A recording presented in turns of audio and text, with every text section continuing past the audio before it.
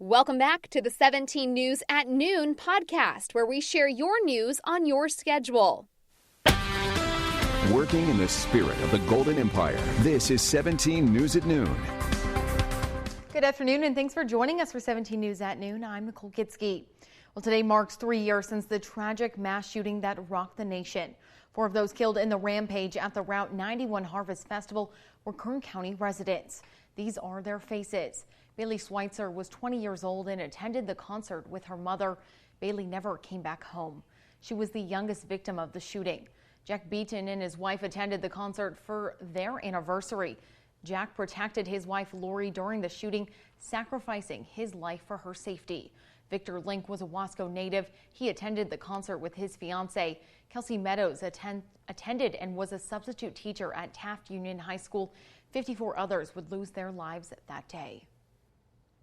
And most of the people attending the Route 91 Festival were from California, and dozens were from Kern County, including, of course, the 4 killed that night. As 17's Robert Price reports, 3 years later, the survivors still feel it. There's something in our makeup that compels us to try to make sense of things. There has to be a reason for the triumphs and especially the tragedies in our life, some karmic logic beyond our understanding. But some things just don't make sense, as hard as we might try to analyze, as earnestly as we might pray. Life is not fair, and neither is death. Bailey Schweitzer of Bakersfield didn't deserve to die on October 1st, 2017 at the age of 20, one person in a crowd of 22,000. She deserved life and happiness and the chance to navigate the ups and downs of this world like the rest of us. 54-year-old Jack Beaton of Bakersfield died a hero, in the most literal sense of the word, physically shielding his wife from gunfire. He didn't deserve what happened to him that night.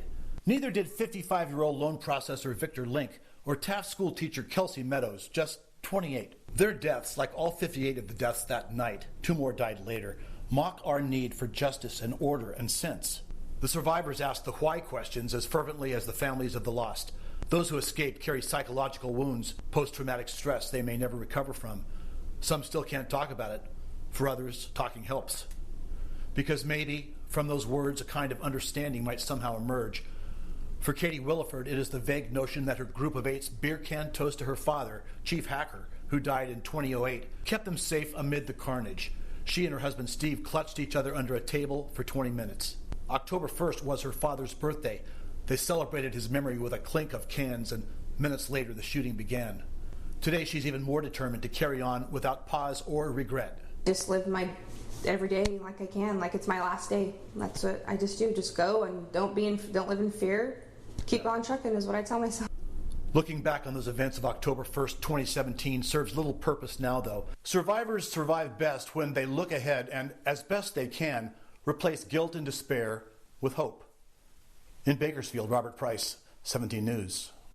3 scholarships honoring 3 of the local people killed at the Route 91 concert continue to be awarded each year. Centennial High School Bailey Schweitzer alma mater awards an annual $500 scholarship in her name to one student. Kern Valley High School, where Jack Beaton went to school, gives students a $500 scholarship in his name. In addition, one Taft High School student gets an annual scholarship as a tribute to Taft native Kelsey Meadows, who worked as a substitute teacher at the school. And tonight we will have more on how the family of Bailey Schweitzer, the youngest victim, are coping with their unimaginable loss 3 years later. The Schweitzer family still keeping her memory alive all throughout their house. 17's Robert Price will have more this evening on 17 News. And we continue to cover pedestrian safety here in Kern County with a major injury crash involving a pedestrian overnight in South Bakersfield. It happened around 10:45 in the 4500 block of South H Street, just south of the intersection of White Lane. Police say a man was driving southbound and hit a woman who was crossing the street. She was taken to Kern Medical. Police say the woman was not in a crosswalk and the man stayed at the scene and cooperated with the investigation. Police say drugs and alcohol do not appear to be a factor.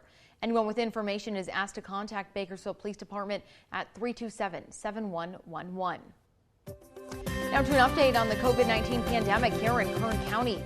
56 new cases and 1 new death were reported today by Public Health. More than 32,000 have been infected in the county. More than 10,000 people are recovering from the virus at home, while 78 people remain isolated at the hospital. 371 lives have been lost to this virus since the beginning of the pandemic. And Kern County remains in the purple tier, the most restrictive tier. But during this morning's public health briefing, Ryan Alsop said we have been meeting requirements for the red tier since yesterday. If this trend continues and we are able to sustain these increasingly lower rates across each of these metrics, the county will officially report them, or the state will officially report them on Tuesday of next week. And the 2-week period for transitioning into a less restrictive tier begins. Moving into the red tier would allow restaurants, gyms, places of worship, and schools to increase their indoor activity. And one way to improve Kern's status is to get tested. We held another free testing event outside our station yesterday in partnership with Public Health and the Latino COVID-19 Task Force. We're told nearly 500 people came through to take a test. Once again, our thanks to Kern Community College District for the use of their parking lot at 22nd and L Streets. And there are plenty of other opportunities to get a free COVID-19 test, including at the Bakersfield Marriott today from now to 6 p.m. Now, if you can't make it to that event, there are multiple other options. You can schedule by calling 211 or go to kerncounty.com. You can also make an account on the website doineedacovid19test.com to find a testing site and schedule a date. Now, if you've already signed up on that website, it's even easier to make an appointment or see your results from previous tests. Though the Kern County Fair has been postponed to next year, local future agricultural leaders still have a chance to show off their hard work starting today.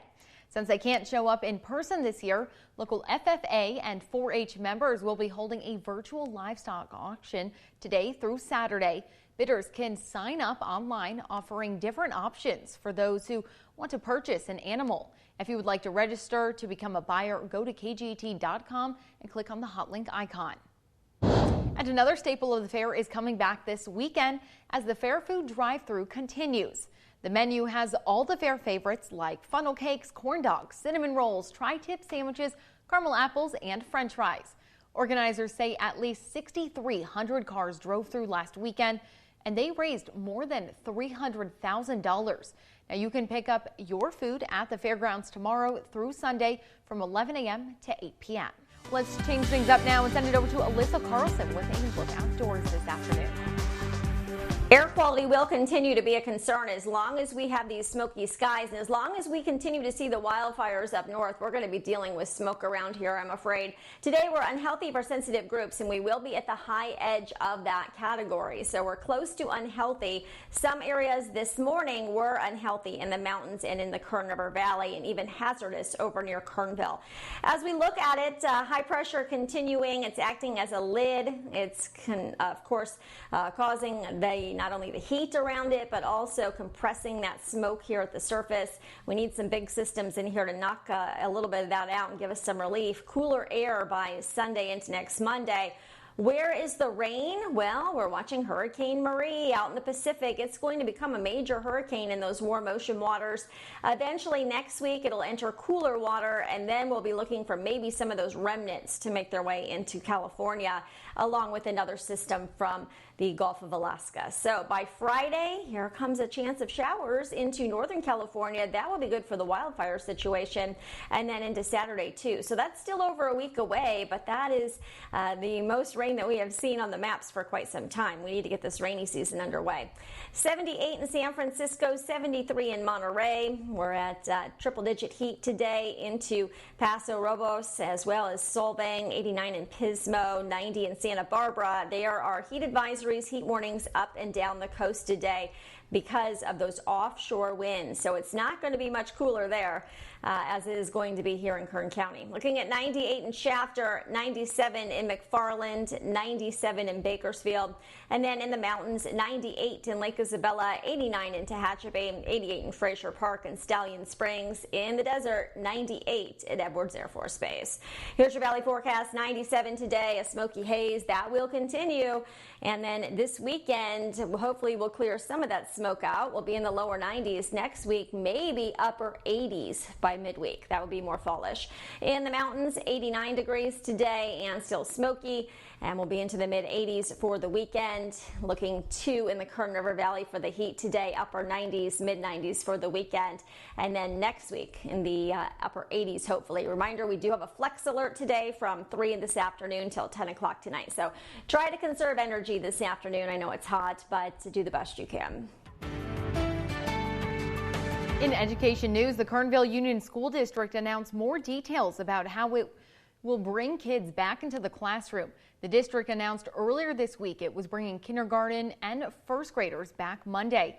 Now it says second and third graders will return October 19th and fourth and fifth will return November 2nd. The district says it will announce its plans for grades 6th through 8th later. Parents uncomfortable with in-person learning can continue to have their students distance learn. But for kids attending Tehachapi Unified School District, they will be staying home until the next school semester. The district voted unanimously yesterday at their board meeting. In a letter sent to parents, the district said since Kern County remains in the purple tier, schools cannot reopen. Those schools are permitted to bring select students back, and the district said they are working to get those students back into the classroom. In the letter, the district says students will continue distance learning until December 18th. And on this first day of Breast Cancer Awareness Month, new research reveals the impact of delayed mammograms caused by COVID-19. Swedish scientists concluded if all mammograms are delayed, we will see modest increase in breast cancer deaths over the next decade. If you are in need of a mammogram, Kern Radiology has teamed up with local businesses to offer them for free. It's happening Friday, October 23rd from 9 a.m. to 2 p.m. at their Riverwalk location on Stockdale Highway. Patients must be at least 40 years or older and be a resident of Kern County. They're being offered on a first-come, first-served basis. To schedule, call 281-8760 by the deadline of October 14th. Working in the spirit of the Golden Empire, this is 17 News at Noon. The 17 News at Noon podcast is a production of KGET and Nexstar Media Group. For more on all of the headlines in today's show, head to KGET.com.